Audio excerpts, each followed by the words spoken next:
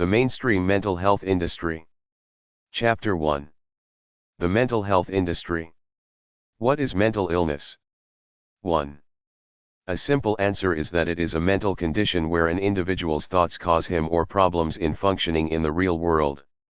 Plenty of people live fantasy-prone, delusional lives, but they still go to work, pay their bills, and are pleasant to other people. I think everybody does. Every human life is their own personal loner fantasy. You are mentally ill if your thoughts make you dangerous to other people and possibly dangerous to yourself. I once talked to a guy where I quickly realized he wasn't making logical or emotional sense. I asked him if he was on medication. He told me he had been diagnosed as manic depressive, so there are some people who get problems in their organic brain that screws them up, but by and large most so-called mental illnesses are caused by people with weak spirits out of harmony with their true natures. I think most of the mental health field is a fraud with all those mental illnesses they created. The therapist is usually a stooge buying into this list called DSM who tries to fit the troubled person into one of the mental illness categories, yet everybody is an individual different to some extent. I don't believe human beings have a subconscious mind. I live my life at the conscious level. I repress nothing from myself. I think dreams are just random images and ideas like daydreaming. They have no deep meaning in my subconscious mind. If some so-called mental health expert tells me they believe in the idea of the subconscious mind, then I know they are not enlightened. They just studied the field of psychology at college, accepted what they were told, and now function as mouthpieces to a mostly fraudulent field. Many people choose not to buy into society's ideas. They live outside of conventional thought, but they are not mentally ill. Mental illnesses are labels created by people interested in advancing their careers, so if they can come up with a new mental illness, even if it sounds silly, it means career success for them. Putting a mental illness diagnosis on someone can lead to a self-fulfilling prophecy. Let's say a guy feels blue. He goes to a mental health expert who is in business to make money. It is in this mental health expert's best interests to diagnose this guy as clinically depressed, then he will make money on therapy sessions and prescribing mental health drugs. The average person doesn't know that the study of psychology is basically a bunch of minor to meaningless stuff that yields no true insight into human behavior, so they think these people in the mental health field know something deep and advanced about the human condition. They go along with it, end up spending their money and wasting their time on therapy and drugs, which doesn't solve their problem and could worsen it, because the therapist continues to harp on them every week how pathetic and weak they are and tries to develop some kind of dependency on him or her because he or she wants to hang on to this patient for as long as possible to make money from him or her. What is mental illness? 2. A human being's life comes down to his or connection to their spirit, their true nature. If they're detached from who they were naturally born to be, they are betraying themselves, which causes feelings of emptiness. You create your own biochemistry through what you think and do every day. Except for the very few bona fide causes of people with some kind of organic brain damage, everything else in this field is basically a lie. Post-traumatic stress syndrome has taken on monumental proportions lately. It's a good way to act like poor victim who needs sympathy and collect a regular disability check. Every day when you rise, your life is what you create or don't create on that one day today. If you choose to play the helpless victim role, it's your fault. It's not the fault of some fictitious mental illness you have called PTSD. The mental health industry has legitimized this wimpy behavior called PTSD, which is great for them because they make money off it. All those patients can play along, act like damaged victims, therefore be excused from the regular responsibilities of life. Everybody has trauma. Everybody's life is a sob story according to them, because everybody has had accidents, injuries, bad things happen to them, and people who exploited them and betrayed them. So what? You either keep living by whatever power is in your spirit, or you act like a snivelling wimp and hide behind some fake mental illness the people in the mental health industry put on you, not because they're wise or care about you, but because this is how they make money, by convincing people they have deep-rooted psychological problems, when the truth is that they have fear and weakness of being accountable to themselves for their wimpy lives. A lot of my relatives come from Poland, so they lived through World War II. Some even went to work camps. They still got their camp tattoos. When I was growing up in the 1960s, I never heard one of them complain about how the war messed them up. They just went on starting businesses, working jobs, and partying every weekend at my father's summer camp. A real human being does not dwell on the past and allow himself to be incapacitated by his past. He wakes up every day and lives to release the spirit and natural energy inside of him, but our society is so screwed that we have legitimized wimpy behavior. It's accepted as okay for a soldier to claim to be messed up because of his war experience. The people who lived through World War II suffered way more than these high-tech soldiers who never fight man-to-man combat. Why is America going down the tube? Here's one answer: the big, fake mental health industry. What is mental illness? 3. A mental illness could be defined as anything that causes stress, uncertainty, misery or sadness. Lots of people claim to feel shame or trauma from the past. Some people paint worst-case scenarios about the future, like I will end up alone, homeless and desperate. Many people are brainwashed by capitalist, pop culture, religious, and New Age values. A lot of people feel they don't quite measure up to the successful people profiled in Forbes magazine or as cool as the people on the cover of the Rolling Stone. Are they mentally ill? Religious people try to act according to certain rules, but you are who you are by nature. No man is really monogamous in the privacy of his mind. How does some guy presenting a happy family image deal with all those sexual thoughts he always gets in his mind? When I see that smiling preacher on TV acting like the perfect family man, I know he is as depraved as I am by nature, which is why I don't believe anyone playing pious or pure, perfect man. Some people thrive on worrying. Is that mental illness, or is it wise to focus on your future and plan for it? If people heeded the song lyric, "Don't worry, be happy," the world could go to hell.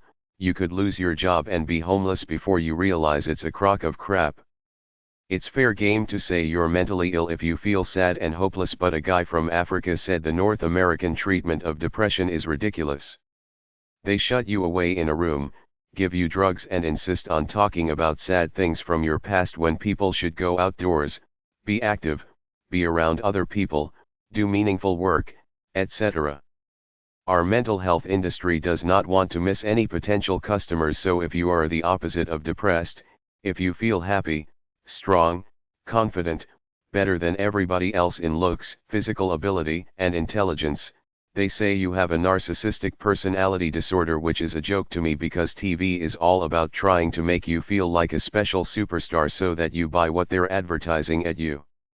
I thought it was good to have what they call high self-esteem, to aspire to be like the professional athletes and pop stars in manner and attitude, but the people in the mental health industry say it's not good to think too highly of yourself. We can fix you. We can bring you down a few pegs so you feel average like everyone else. How does anyone know what anyone else is thinking? They don't. Nobody does. How can you possibly pretend to have advanced insights into human behavior when you're basically an introverted nerd who has never done any real living to experience your life to its limits, as most so-called psychologists and psychiatrists are? Take a look at most of them. They don't look like vital, happy people to start out with. If they were truly wise, they would admit that this supposed knowledge they have is a fraud, then go off to live their lives true to themselves and true to their natures, but they stay in their jobs pretending to know something deep and advanced about the human condition. Why is it that most mentally ill people are from a handful of modern Western countries, particularly the learning disabilities? I say it's the money motives of this industry. What is mental illness? 4.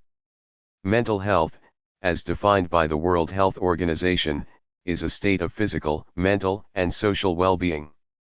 MH professionals promote well-being, prevention of mental disorders, and treatment of people affected by mental disorders. The media often portrays mentally ill people as deranged, psychotic, potentially violent people. People with severe mental illnesses are more likely to be victims than perpetrators of crime. Psychiatric hospitals are not prisons.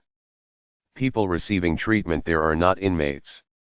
People with a mental health problem are people first. Avoid labeling people. Most mental health problems are problems of the spirit.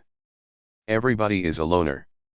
People that recover from mental weakness or problems ultimately do so alone by an act of will in their mind and spirit.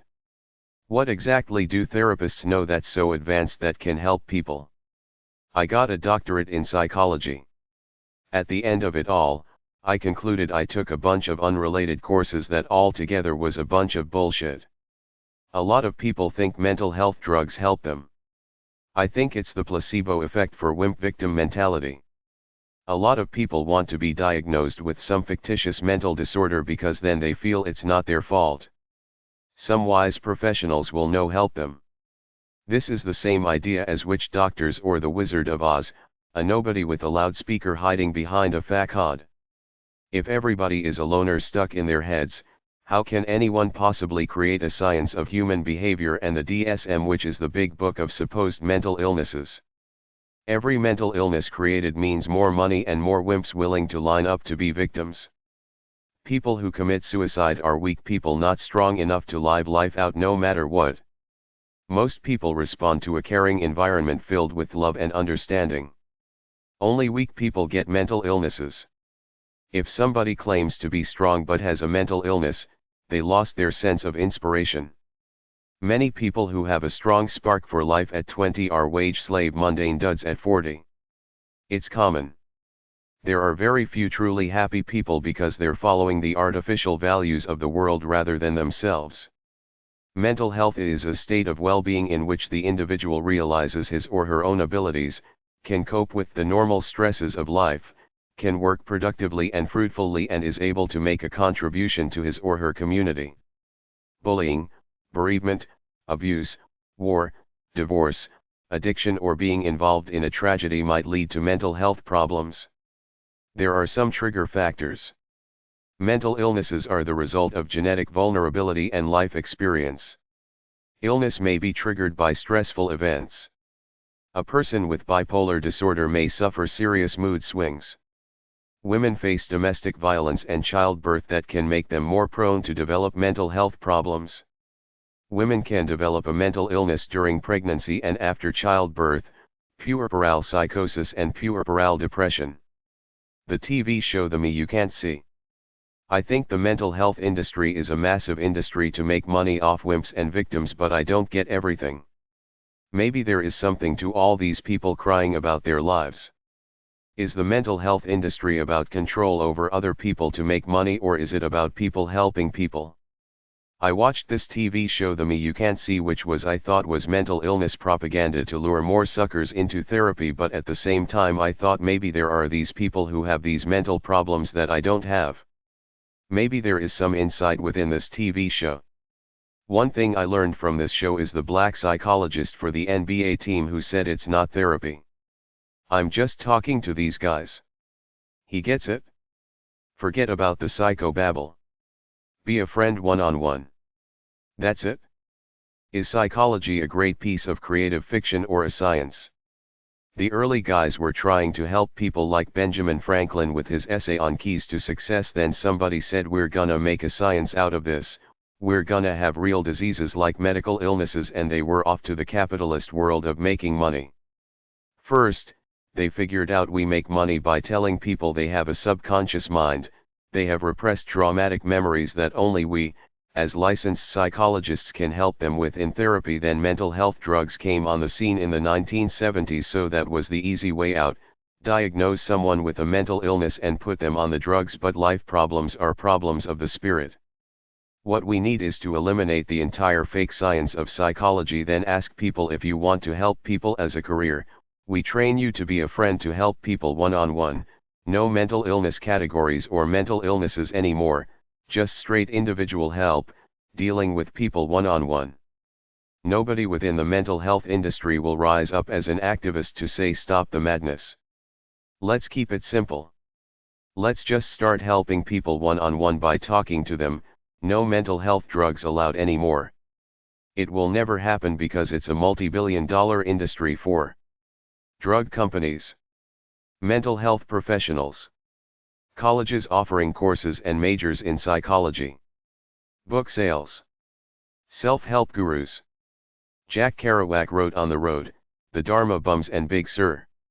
What I learned from him was that ain't nobody know nothing about nothing except for aging.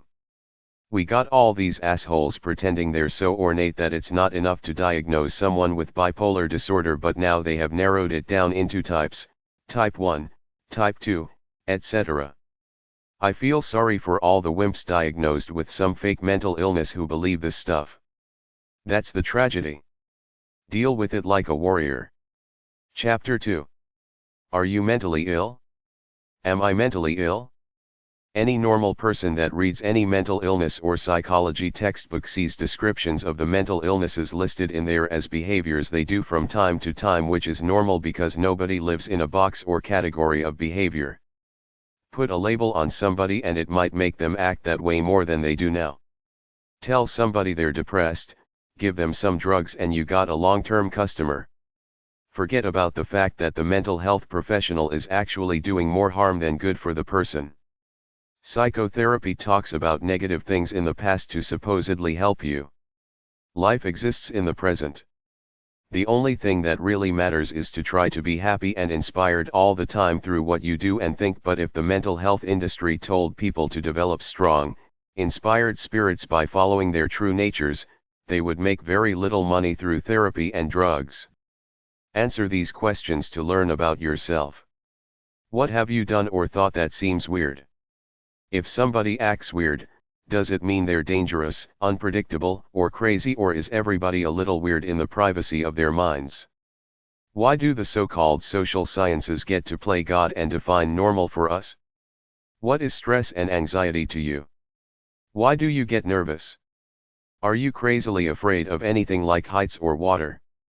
Whenever you feel down, what do you do to feel better? Is it normal to think fantasy, sexual and violent thoughts? Do you feel special because you're strong, motivated and hardworking? It's healthy to feel special, but they call it narcissistic personality disorder. What do you do to be healthy, wealthy, and wise?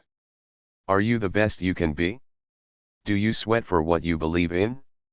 Are you mentally ill? Autistic? In love? Addicted to sex? Free psychobabble tests. sanityscore.com. psychcentral.com/quizzes. queendom.com. Chapter 3. Lists of mental problems and illnesses. American Psychiatric Association's Diagnostic and Statistical Manual list of mental illnesses. Here are most of the things the American Psychiatric Association's Diagnostic and Statistical Manual says are mental illnesses. Disorders of infancy, childhood, or adolescence, cognitive disorders such as dementia and amnesia. Substance-related disorders. Psychotic disorders such as schizophrenia. Mood disorders like depression. Anxiety disorders. Somatoform disorders, disorders about the body. Factitious disorders, symptoms are faked or performed. Dissociative disorders. Sexual disorders. Eating disorders. Sleep disorders. Impulse control disorders, compulsive stealing or lying. Adjustment disorders. Personality dysfunction, antisocial, avoidant, borderline, dependent, histrionic, narcissistic, obsessive compulsive, paranoid, schizoid, schizotypal. Anxiety disorder. Phobias, panic disorders. Stress. Obsessive compulsive disorders. List of mental problems. Smoking. Substance abuse. Depression and suicide. Dream interpretation. Fear. Fear of flying. Repressed memories. Stress. Trauma and PTSD. Anger. Sexuality and love. Identity and loneliness. Personality. Sexuality and love. Trauma and PTSD.